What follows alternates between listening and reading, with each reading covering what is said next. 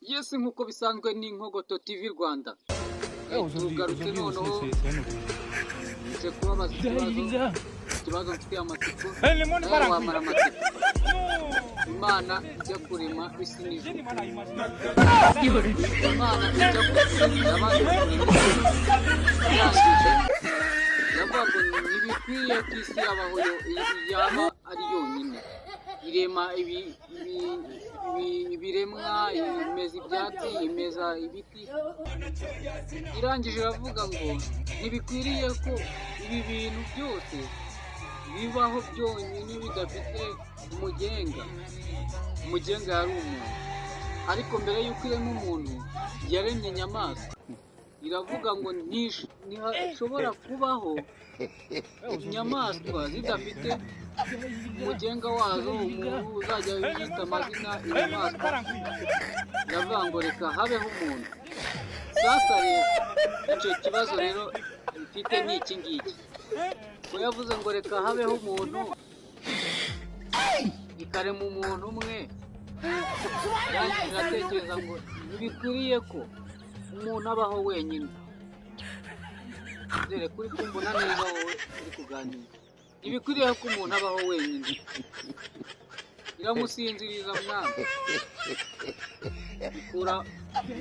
ikuramo wa muntu urubavu ibumoso, urubavu rumwe imuremera umugore.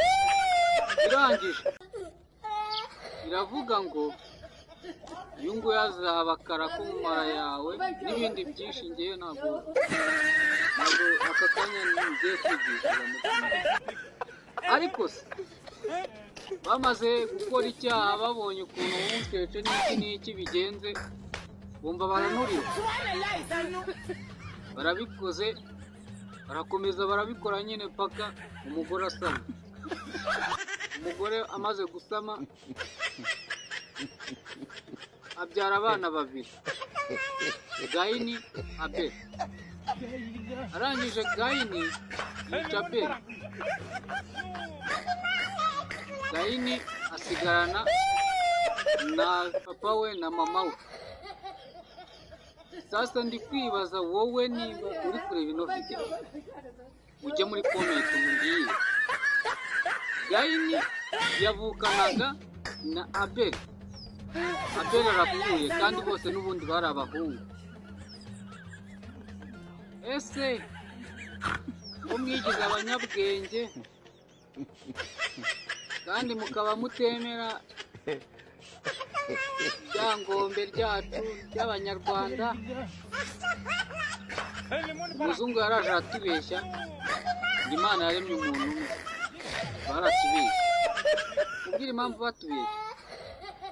Nimba yararemye umuntu umwe, tukaba twarakomotse ku muntu umwe, urumva tudafitanye isano ushobora kuba urongora mushiki wawe.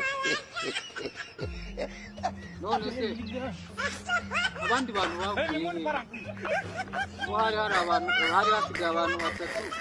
Abeli amaze gupfa, Gahini yaba yararongoye nyina kugira ngo abandi bantu babone?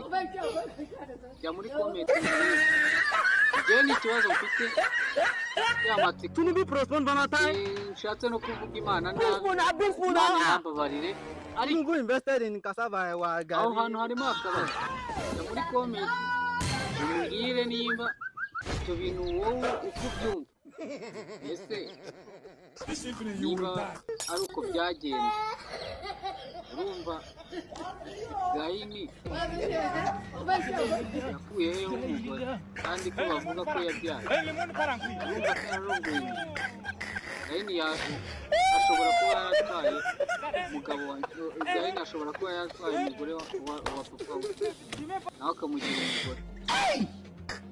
Jya muri comment umbwire.